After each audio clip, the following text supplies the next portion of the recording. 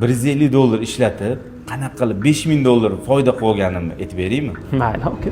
2018-yilning boshlarida Asror ertalab sekin bismillah deb chiqdim-da, Dubai tuningga kelyapman. Bitta odam kelgan, 7 oy oldin birinchilardan bu Malibu olgandi.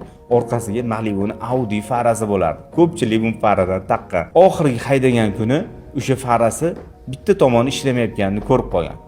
Ikromga kelib farani ishlamagan beribsa, undoq deb gapirib tursa, Ikrom 7 oy bo'lgan.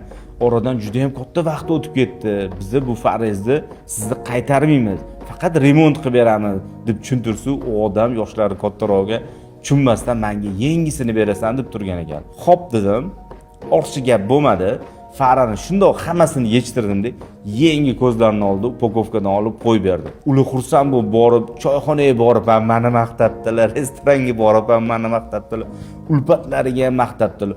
Orqasidan keyingi o'rtoqlari keldi, Malibu olib keldi, unda ishla qildi, $500-600 ishladim. Undan boshqa o'rtoqlar bitta Inamarka olib keldi, ko'p ishlarni qildi. Yo'q, $5000 nari berisida foyda qildim deb shu odamni. Qarang-da, Asror, biznesda sarafan marketing degan narsa bor. Xuddi shunaqa ishlaydi. Bu odam qo'shnisiga maqtaydi, tanishiga maqtaydi. U bunga shu bilan shaharga yoyilib, biznesingiz qanaqa rivojlanib ketayotganini o'zingizdan bilmay qolasiz.